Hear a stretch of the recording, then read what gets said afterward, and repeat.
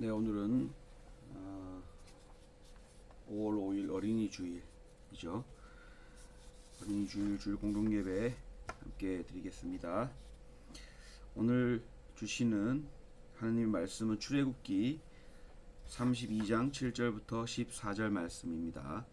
출애굽기 32장 7에서 14절 말씀입니다.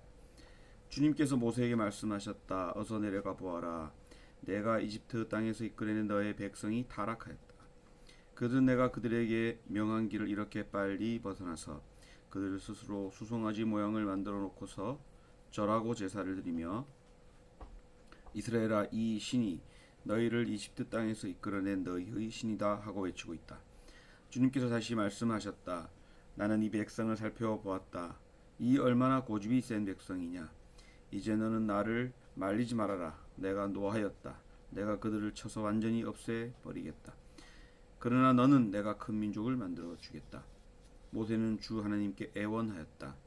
주님, 어찌하여 주님께서 큰 권능과 강한 손으로 이집트 땅에서 이끌어내 주신 주님의 백성에게 이렇게 이와 같이 노하십니까?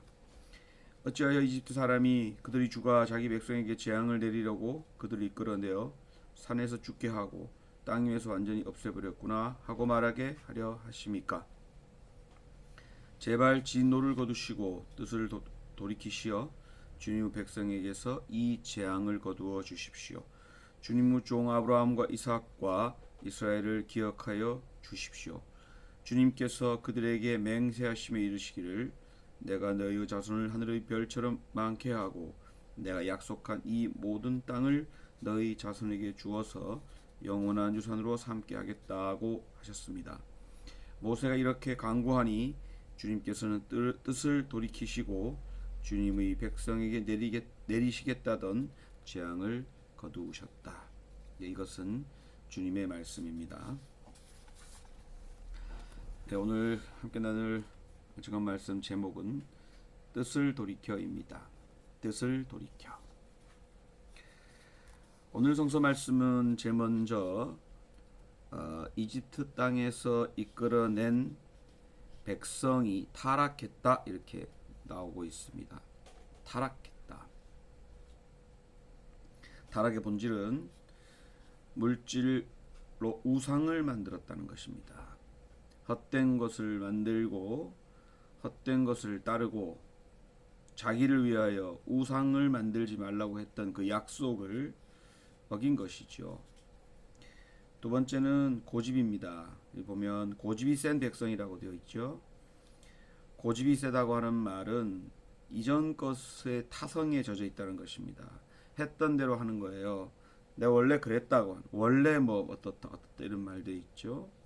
그래서 이집트에서 젖어 있었던 그 타성에 다시 그걸로 돌아간, 이렇게 얘기합니다. 그러니까 하느님 입장에서는 새로운 비전을 가지고 나왔는데 다 옛날 거 따르고 옛날 거 좋아하고 이런 거죠. 우리가 민중교회라고 이렇게 작은 교회로 하지만 다시 가는 거예요. 민중교회의 의미들, 고백들 버리고 또 돌아가는 거죠. 물질로 가는 겁니다. 하나님을 만나서 새로운 세상을 살아야 새 사람이 되어야 되는데 옛사람으로 돌아가는 겁니다. 그러니까 하나님 입장에서 화가 나고 괜히 했다고 후회하고 이런 거죠. 그래서 하나님이 내가 지금까지 했던 거 다 쓸어버리겠다 라고 말합니다. 그러자 모세가 하나님께 탄원하죠. 애원합니다. 그렇게 하지 말아 주십시오. 하나님이 이끌어낸 백성 아닙니까? 이들이 미워도, 이들이 잘 어리석어도 결국 하나님의 백성 아닙니까? 자녀 아닙니까? 라는 이야기고, 또 그 이집트 사람들이 말하기를 어떻게 말하겠습니까? 자기 백성을 다 죽여버렸다고 말할 거 아닙니까? 그리고 하나님 약속하지 않으셨습니까? 이런 얘기를 합니다. 그러자 하나님께서는 그렇게 다 절멸시키려고 했던 그 마음에서 돌이키셨다. 이런 얘기가 오늘 성서 말씀입니다. 하느님이 돌이키셨습니다. 하느님이 자기가 하려고 했던 원래 계획, 자기의 때로는 잔혹한 것 같지만 그 계획을 돌이켰다는 것입니다. 근데 문제는 하느님이 돌이켰다란 말에 있는 것이 아니라 하느님은 이렇게 자신의 백성을 향해서 마음을 이렇게 바꾸는 존재라는 거죠. 하나님은 완고한 존재가 아닙니다. 하나님은 유동적인 존재이고 바꿔가는 존재입니다. 그런데 문제는 우리에게 있습니다. 우리는 어떻습니까?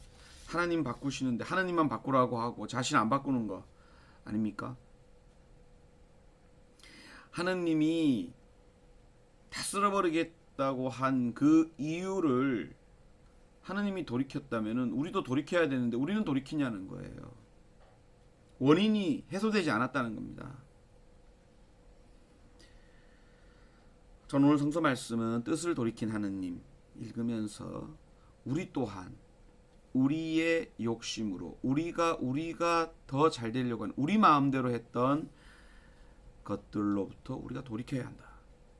이런 생각들을 하게 됩니다. 근데 사실은 성서를 전반적으로 본다면 결국 이 세대들은 돌이키지 못합니다. 돌이키지 못해서 결국 그들의 이 완고함 때문에 고집 때문에 40년 동안 광야에서 훈련받고 교육받은 그 후 세대들만 가나안에 들어가게 되는 것이죠. 물론 직접적인 결과는 정탐 결과인데 정탐했더니 우리 무서워서 못 가겠다. 왜 우리 또 이렇게 벌판에 죽이려고 하느냐 뭐 이런 얘기 때문에 야 이것들 안 되겠다 이렇게 하느님이 뭐 판단하시지만 그렇습니다. 오늘은 어린이 주일입니다. 어린이 주일을 우리가 지키고 어린이를 귀하게 여기는 이유는 우리가 갖고 있던 완고함보다는 더 말랑말랑한 또 우리 미래의 가능성들을 품고 있는 존재이기 때문입니다. 소파 방정환이 이렇게 말했습니다. 사회참의에서 1924년 5월 15일 날 쓴 글인데요. 위대한 예술을 품고 있는 어린이여. 이렇게 위대한 예술을 품고 있는 어린이여. 가능성을 갖고 있는 어린이여. 어떻게도 이렇게 자유로운 행복만을 갖추어 가졌느냐. 어린이는 복되다. 어린이는 복되다. 한이 없는 복을 가진 어린이를 참여하는 동시에 나는 어린이 나라에 가깝게 있을 수 있는 것을 얼마든지 감사한다. 이런 거죠. 복을 가진 지금 당장은 안 보이는 수 있어요. 그러나 앞으로 이루어지지 않은 그러니까 앞으로 이루어지고 내가 해온 게 없기 때문에 고집도 별로 안 셉니다.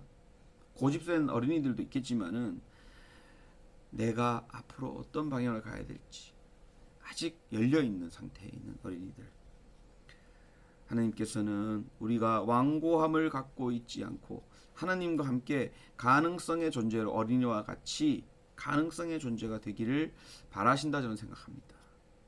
우리가 해왔던 것에서 돌이켜서 하나님이 정말 원하는 게 뭔지 우리의 고집과 우리의 완고함을 벗어나서 주님께서 우리에게 무엇을 말씀하시는지 어떤 길로 가라고 하시는지를 들을 수 있는 귀와 볼 수 있는 눈과 또 새길 수 있는 그걸 받아들일 수 있는 마음을 우리가 가져야겠다. 어린아이처럼 말이죠. 가능성의 존재처럼 말이죠. 그렇게 뜻을 돌이켜 하나님의 뜻에 부합하는 삶을 살 수 있는 저와 여러분 될 수 있기를 간절히 빕니다. 그리고 어린이 여러분 축하하고 여러분에게 행복 가득하기를 빕니다. 또한 청소년 여러분도 꿈과 행복 가득하기를 빕니다. 감사합니다.